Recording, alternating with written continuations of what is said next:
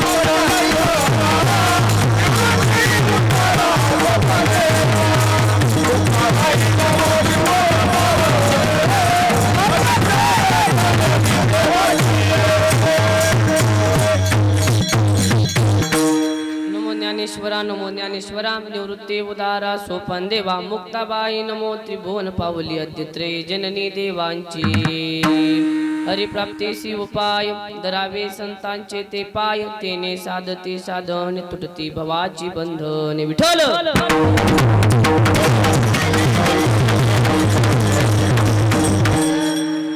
आजच्या सेवेकरता निवडलेला अभंग संत एकनाथ महाराज यांचा 4 चरणाचा साधा सर्वोत्कृष्ट अभंग असून आजच्या अभंगामध्ये संत एकनाथ महाराज तुम्हा आम्हाला भगवंताच्या प्राप्तीचा साधा आणि सोपा उपाय आजच्या अभंगामध्ये प्रतिपादित करतात. विठ्ठल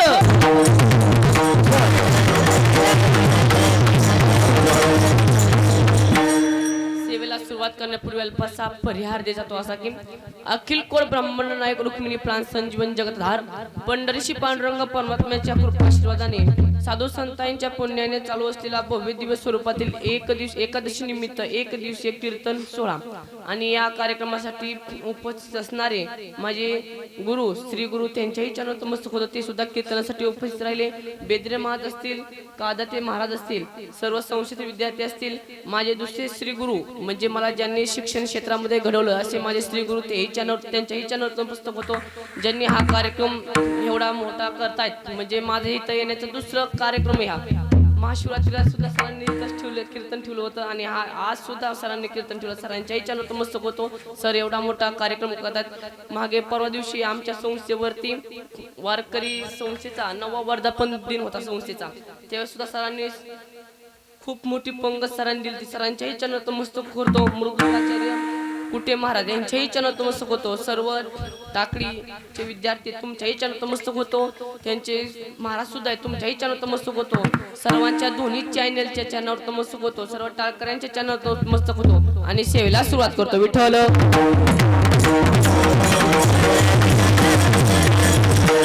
कार्यक्रमासाठी सुंदर साऊंड सिस्टीम आहे त्यांच्याही चॅनल नतमस्तक होतो. बसले म्हणजे ऐका अभंग एकनाथ महाराजांचा सरळ साधा आणि सोपा अभंग आहे. आजच्या अभंगामध्ये एकनाथ महाराज तुम्हाला सांगतात की बाबा हो ह्या जगतामध्ये आल्यानंतर जर तुम्हाला भगवान परमात्म्याची प्राप्ती करून घ्यायची असेल तर त्या प्राप्तीचा साधा आणि सोपा उपाय काय उपाय की हरिप्राप्तीची उपाय धरावे संतांचे ते पाय.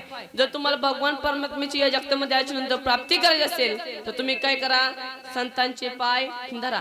बरं महाराज आम्ही संतांचे पाय धरले तर पाय धरल्याच्या नंतर नेमकं काय होईल तर महाराज म्हणतात तेने साधती साधने तुटती भावाची बंधने. नेमकं काय होईल तर महाराज म्हणतात आत्यंतिक दुःखाची निवृत्ती आणि परमानंदाची प्राप्ती तुम्हाला होऊन जाईल. बरं ठीक आहे महाराज आम्ही त्या भगवान परमात्म्याची प्राप्ती करू पण भगवान परमात्म्याची प्राप्ती करण्याकरता साधू संतांची प्राप्ती करण्याकरता खूप कष्ट आहेत असं आम्हाला वाटतंय.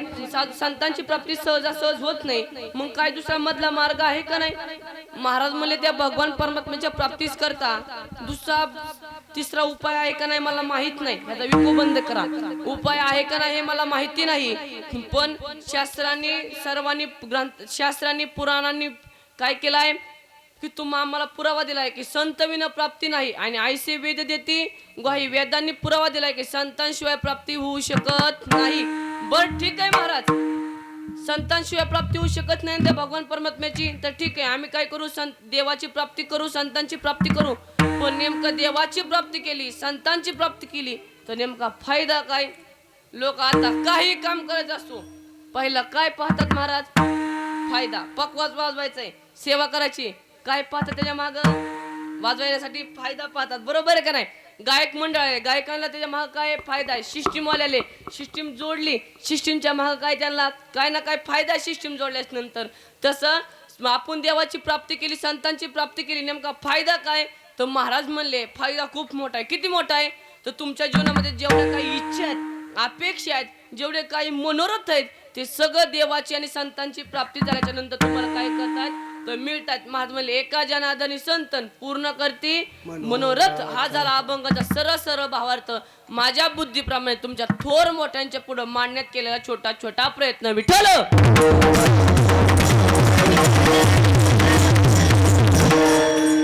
बसले मंडळ आहे का? आज काय बोलत चला, महिला मंडळ पुरुष मंडळ बोलत चला. आज काय एकादशी, पण काय नाव आहे एकादशीचं?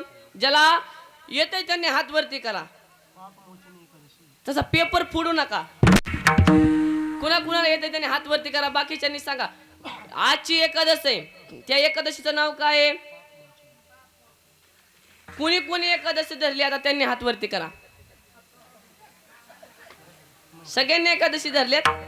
वा वा वा. म्हणजे का चिंचोली काळात हे चांगलं विकसित गाव आहे, परमार्थिक गाव आहे. ठीक आहे, आजची एकादश आहे. बरं, एकादश ज्यांनी नाही धरली त्यांना सुद्धा सांगतो, आणि ज्यांनी धरली त्यांना सुद्धा सांगतो की बसले मंडळी, एकादश धरणाऱ्या माणसाचा किती ताकदवान असतो तो माणूस. ऐका, छोटीशी गोष्ट सांगतो, आणि कथा आहे. गोष्ट म्हणजे रंगीव कथा नाही, ओरिजिनल कथा आहे. ऐका सांगतो. एक राजा होऊन गेला. काय राजाच नाव? त्या उपमांगत राजा. उपमांगत राजाची कथा आहे का? एकादशी धरणाऱ्याचा किती पवित्र आणि किती ताकदवान माणूस असतो. ऐका, उपमांगत राजाची एक बगीचा होती, आणि त्या बगीचेमध्ये सुंदर अशी फुलाची बगीचा होती. सुंदर अशी फुलं फुललेली होती, आणि ती फुलं रोज चोरून जायची. काय करायचे? चोर घेऊन जायचे. पण कोण घेऊन जातं हे कळत नव्हतं. पण ते कोण घेऊन जायचे? इंद्राचे जे सेवक होते ना, ते सेवक रोज काय करायचे? बगीच्यातले फुलं चोरून घेऊन जायचे. पण राजाला कधी कळत नव्हतं. राजा सकाळी उठला, बगीच्यामध्ये आला तर फुलं पाहिजे तर चोरून गेलेत. शिपाईला सांगायचं, शिपाई अरे रात्री कोण आलं तर फुलं चोरून गेले. शिपाई म्हणायचे आम्हाला माहिती नाही. बरेच दिवस झाले चोर सापडला नाही. आणि एक दिवस त्या इंद्राच्या शिपायांचं जे विमान होतं ना, विमान ते फुल तोडल्याच्या नंतर बंद पडलं. जे वर जाणं होतं ना ते बंद पडलं. काही केलं ते चालू होईना.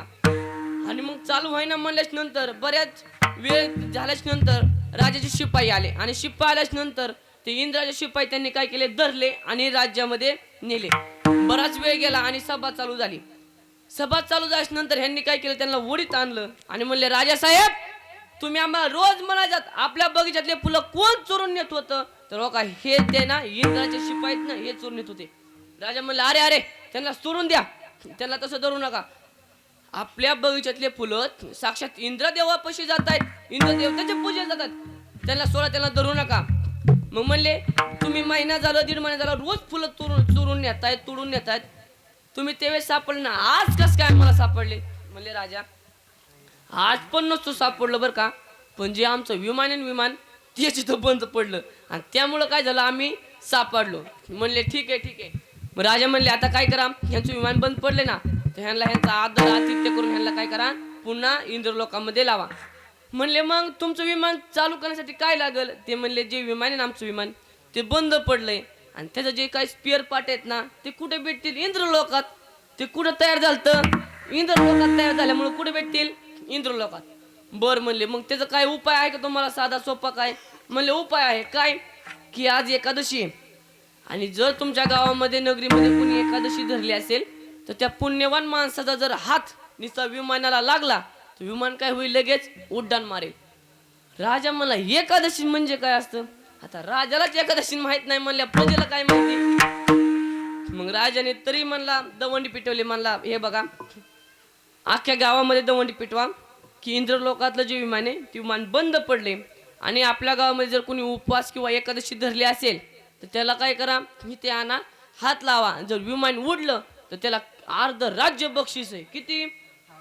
तेव्हा काय पोलीस तलाठीन भाऊसाहेब नव्हते. राजा बोलन तर आलं. राजाने घोषणा केली, पण त्याला तवर 12-1 वाजली होती, दुपार झाली. सगळे नाश्ता वगैरे घरून करून आलते. कुणीच एकादशी धरली नव्हती. पण तेवढ्यात ती बातमी एका गावातल्या एका गल्लीतल्या आजीने ऐकली, आणि आजी पळत राजापाशी आली. राजा साहेब म्हणली माझी सून आहे ना, माझी सून तिने सकाळपासून काहीच खाल्लं नाही. म्हणले तिला उपवास आहे का? म्हणले अजिबात नाही. मग तिला कोणत्या देवीचा उपवास आहे का आज? म्हणले अजिबात नाही. म्हणले मग ती आधी पंढरपुरातली होती आणि मग तिचं माहेर पंढरपुरातलं आहे आणि सासर इकडं अयोध्येत दिलंय का तिला? म्हणजे तसं बी नाही काय. म्हणले मग तिने उपवासच काय धरलाय? म्हणले एक कारण झालं सकाळ सकाळ. काय झालं? म्हणली माझ्या मुलाची आणि सुनबाईची कटकट झाली आणि कटकट झाल्याच नंतर माझ्या मुलांनी तिथं चहाचं पातेलं तिच्या डोक्यात हाणलं आणि डोक्यात हाणल्यामुळं ती रुसून बसली आणि जशी रुसून बसली तिने अनेक अन्नाचा कण सुद्धा खाल्ला नाही. मग राजा म्हणला ठीक आहे चालतंय, उपास धरला असू किंवा नसू, उपाशी तर आहे ना, मग तिला आणा आणि काय करा हिला हात लावा. जर विमान उडलं तर तुम्हाला काय आदराज्य बक्षीस आहे. आणि मग ती पळत पळत गेली आणि सुनबाईला म्हणली उठ. आता सुनबाई किती किती फुगलेली होती, रुसलेली होती.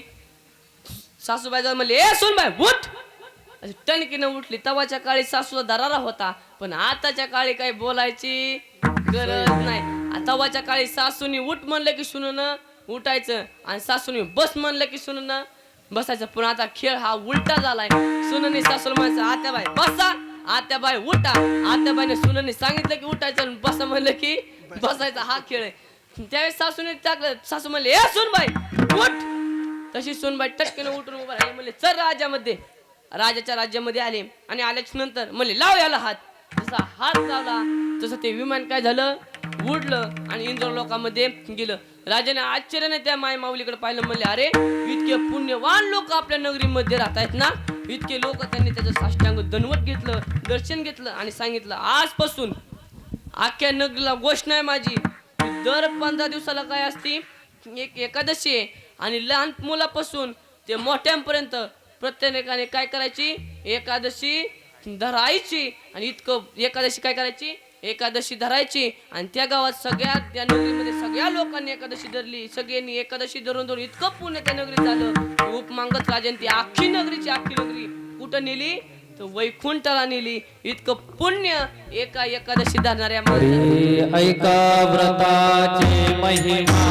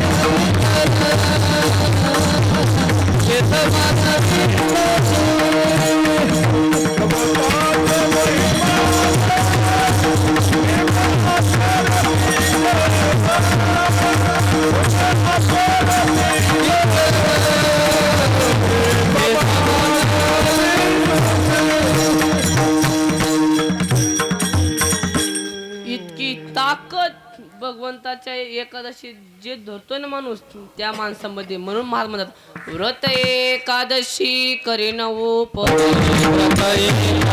भगवंताची एकादशी धरून काय करायचंय भगवंताचं नाम चिंतन करायचंय, गुणगान गायचंय. एकादशी जो धरतो ना माणूस त्याने भगवंताचं काय करायचंय अखंड त्या दिवशी काय करायचंय नाम चिंतन करायचंय, उपवास धरायचा आहे. इतकी पवित्र काय आहे आजची एकादशी आणि आजच्या एकादशीचं नाव काय आहे तर पाप मोचनी एकादशी आहे. म्हणजे आजची एकादशी ज्यांनी धरली तर सगळं पाप काय जाणार आहे आज धुवून जाणार आहे. म्हणून काय करायचे आता ही एकादशी नाही धरली तरी चालेल पण इथून पुढे ज्या एकादशी प्रत्येकाने प्रत्येक एकादशी धरणार. आता इथून पुढे आता मला हात करून सांगा वर करून आता कोण कोण एकादशी धरणार बाबा इथून पुढं कोणी कोणी एकादश धरणार. आता पुढली एकादश कोण धरणार हात वरती करा. कुणीच एकादशी धरणार नाही तुम्ही हा तुम्ही हात वरती केला आणि कोण आहे पाहिजे असेल चला इतकं पुण्य एकादशी धरणाऱ्या माणसाचं ऐका बसले मंडळी. म्हणून भगवंताचं काय करायचं एकादशी धरून भगवंताचं गुणगान गायचंय. का गुणगान गायचंय की त्या भगवान परमात्म्याने हा अनमोल किमतीचा नरदेह फक्त आणि फक्त आपल्याला कशासाठी दिलाय भगवंताचं गुणगान करण्यासाठी दिलाय. भगवंताचं गुणगान गाण्यासाठी दिलाय. किती अनमोल किमतीचा नरदेह आहे ना अनमोल किमतीचा नरदेह. पण देत असताना भगवंताने आपल्याकडून एकही रुपया दिला आणि त्या भगवान परमात्म्याने हा नरदेह कसा दिलाय तर महाराज म्हणले फुकट दिलाय. महाराज म्हणजे जेने हा जीव दिला दान तयाचे करीन जगजीव नारायण काही न गुण तयाचे. भगवंताने हा नरदेह दिला ना फुकट दिलाय म्हणून त्या भगवंताचं नाम चिंतन करा. आणि तुम्हाला सांगू का फुकटच्या वस्तूची माणसाला किंमत कळत नाही. आपली स्वतःची मोटरसायकल असू द्या आणि लोकांची मोटरसायकल असू द्या आपण जशी मोटरसायकल चालवतो आपली स्वतःची तशी लोकांची चालवतो का हो? आपली 50-60च्या पिढी ताणतो पण लोकांची 70-80च्या पिढी पेट्रोल संपूच तर ताणतो आणि पेट्रोल संपल्याच्या नंतर त्या दारात नेऊन लावतो. ही उदाहरण जरा लांबचं झालं पण आता तुम्ही सगळे शेतकरी मंडळीत सगळ्यांकडे बैल आहेत. आपण आपला बैल जसा आवताला हाणतो तसा लोकांचा हाणतो का हो? आपण लय आपल्याला जीव लावून चरे राजा चरे साजा पण लोकांचा खपा काय करतो हसतो. म्हणजे भगवंताने दिलेल्या नरदेह फुकटच्या वस्तू लोकांना किंमत कळत नाही. बरं मला सांगा नुसता हा दिहस दिलाय का दिले इंद्रिय हात पाय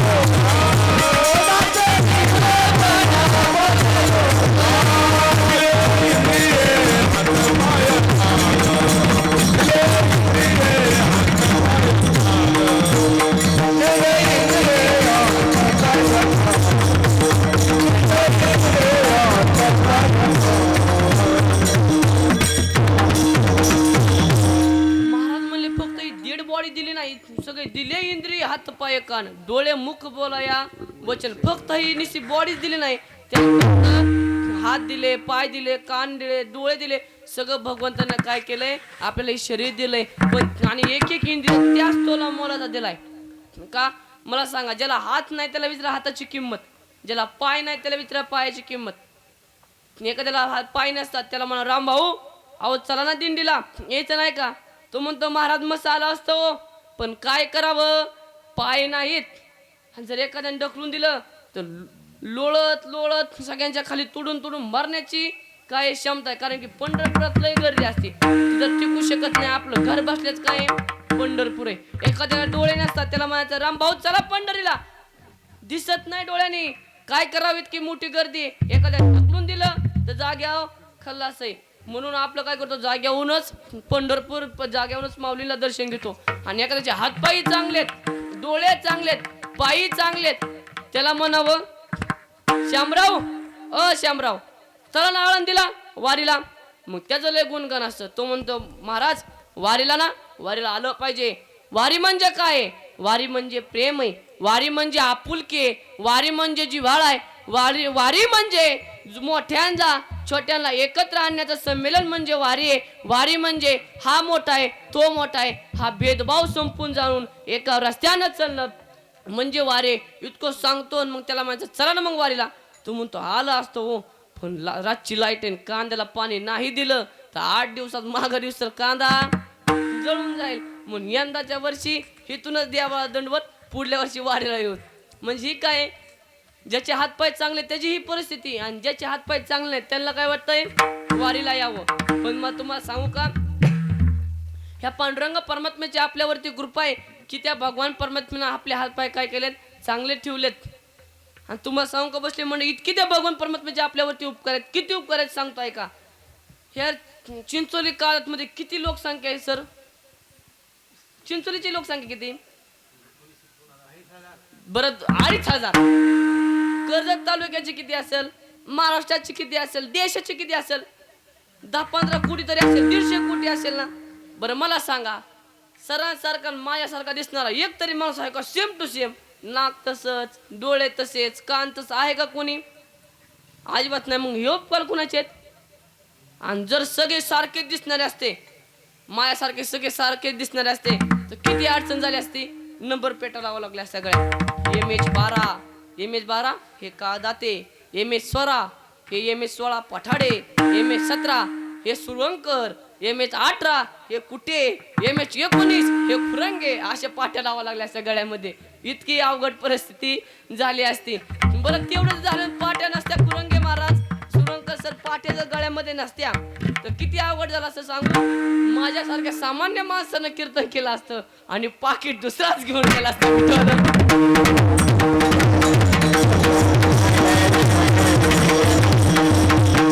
म्हणजे हे उपकार कुणाचे तर भगवान परमात्म्याचे उपकार आहेत. एक केंद्रीय त्याच तोला मोलाचा दिलाय. हे नाक हिच दिलं, हे नाक जर महिला मंडळ पाठी मागून दिलं असतं तर किती अवघड झालं असतं. घास मोडायचा, पाठी मागे न्यायचा, वास घ्यायचा, पुन्हा मुखामध्ये आणून घालायचा, बरोबर का नाही. पण एवढे कष्ट कुणी नष्ट केले, भगवान परमात्म्याने नष्ट केले. कान हिच दिले, हेच कान जर गुडघ्यात दिले असते तर, बरं मला सांगा, गुडघ्यात दिले असते तर भगवान परमात्म्याला बोलाय कुणी आहे का हो, का बाबा आम्हाला तो असं दिलं कान आहे का कोणी बोलायला. कारण की तो काय सृष्टीचा निर्माता आहे, त्याला कोणी बोलू शकतंय का, अजिबात नाही. पण देवाला माहित होतं की म्हातारपणाला त्या आजीला चष्मा लागणार आहे, आणि मग त्या चष्म्याच्या दांड्या काय दाव्याने बांधणार आहे का आजी, अजिबात नाही. त्या दांड्या कुठं कानापशीत गुंतणार आहे. म्हणून भगवान परमात्म्याने कान कुठं दिलं, हिचं दिलं, बरोबर का नाही. हे उपकार कुणाचे आहेत तर भगवान परमात्म्याचे आहेत. आणि काय उपकार आहेत तर महाराज म्हणले, जसं आपण आईच्या उदरामध्ये असतो ना, तसं आईच्या उदरामध्ये आपल्याला गार गरम श्वासण्याची ताकद कोणी दिली हो, कोणी दिली, भगवान परमात्म्याने दिली. हे भगवंताचे उपकार आहेत, इतके अगणित भगवंताचे उपकार आहेत. म्हणून आपण भगवंताचं काय केलं पाहिजे, नामचिंतन केलं पाहिजे. पण काय लोक तरी म्हणले महाराज एवढीचेच उपकार आहेत, आणि काय उपकार आहेत का. महाराज म्हणतात अनेक उपकार आहेत. काय की या जगतामध्ये ह्या काळाने करून झालेली सेवा ही पांडुरंग परमात्म्याच्या निर्णयावर नतमस्तक करतो. ज्यांना कीर्तन कळलं त्यांना धन्यवाद देतो, ज्यांना नाही कळलं त्यांना सुद्धा धन्यवाद देतो. का की कीर्तन करण्यासाठी पण आई वडिलांची पुण्य लागते. सांगतो ऐका, मन कळायला भावना लागते. ऐका, मन कळायला भावना लागते, वेदना कळायला जाणीव लागते, दुःख कळायला त्या व्यक्तीच्या जागेवरती उभा राहण्याची प्रवृत्ती लागते. आणि कीर्तन करण्यासाठी आई वडिलांची पाठीमागच्या जन्माची पुण्याही लागते. तेव्हा कीर्तनाचा कीर्तन कोणाला पण कळत नाही, ज्याच्या पाठीवरती आई वडिलांचा आशीर्वाद आहे त्याला काय करतं, कीर्तन हे कळत असतं. म्हणून का सुंदर असा कार्यक्रम सर करतायत.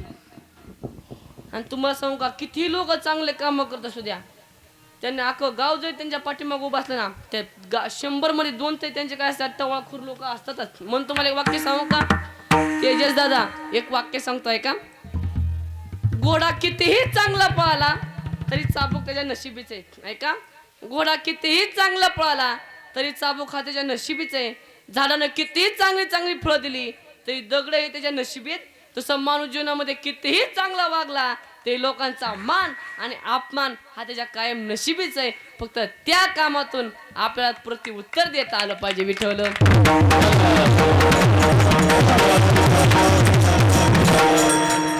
सरांचं काम सरांचं खूप मोठं योगदान आहे. प्रत्येक कोणत्या ठिकाणी असू द्या, सरांना फोन केला की सर नाही कधीच म्हणत नाही. परवा दिवशी सुद्धा आमच्या संस्थेवरती सरांनी खूप मोठी पंगत दिली. कार्यक्रम होता, जवळजवळ 1,500 लोक त्या कार्यक्रमामध्ये जेवली. इतकी मोठी पंगत होती. पांचा गुरुजींचं कीर्तन होतं.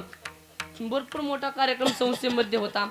त्यावेळी सरांनी पंगत दिली. सरांनी काल फोन केला, म्हणले महाराज कार्यक्रम करायचा, असं असं कीर्तन ठेवायचं. चालतंय म्हणलं सर. सरांनी काल फोन केल्यानंतर मी सरांना फोन लावला. म्हणलं सर मागल्याच तुम्ही महाशिवरात्रीला नव्हतात, आज तरी नक्की या. सर पहिल्या स्टार्टिंगलाच आलेत. म्हणून सरांच्या याच्या नव्हतं मस्त होतो का की मी कीर्तनात माझ्या गुरूंचं कधीच नाव घेत नाही. का की हा तुमचा कमीपणा नसतो, तर हा माझा कमीपणा असतो. म्हणून मी कीर्तन कधीच गुरुजींचं नाव घेत नाही. म्हणून माझे श्री गुरु सुद्धा आणि हे श्री गुरु सुद्धा दोन्ही कीर्तनासाठी उपस्थित, सर्वांच्या चरणात मस्त होतो. सगळ्यांचं नाव आता घेत नाही का की वेळ झालाय, म्हणून सगळ्यांचं नाव झटक्यात घेतो. ऐका. कण कण खुदरी मन मन माती बुरुज खानला अर्ध्या राती. ऐका. कण कण खुदरी मन मन माती बुरुज खानला अर्ध्या राती. त्यात निघालं माणिक मोती, राजाने ठेवलं पलंगात. इंग्रज लोक कुठे गेले, आंघोळीला गेले. जीव वाढत्याला लाज वाटते मला. नवरा कशाला केला, पान खायला दागदागिने नेला. कांडून कुंडून दिवाळी केली, कांता लागला डोळा. लगेच आला पोळा, पोळाचे निश्चय गोंडे गणू आले वाकड सोंडे. घन चौथीच्या मोडक लाडू, लक्ष्मीला जीव वाढू, लक्ष्मीची पाठव गाडी. लगेच आली पित्तर निश्चय डाळ, गटाला घालते माळ. गट्टी शिलंगाने केले जाते, शिलंगानाचं घेते सोनं. दिवाळीनं केलं येणं, दिवाळीची लावते पंथी. सटीचा करते नाक दिवा, सकतीने केला धावा. पुन्हा आली दुबड, कोणाची आणि तिघड आणि तिने शिमगाने केला अवघा रंग. पाडव्याच्या खेळते दंग, पाडवा झाला दंग. सगळ्यांचं नाव घेतो. रामकृष्ण हरी म्हणा विठ्ठल.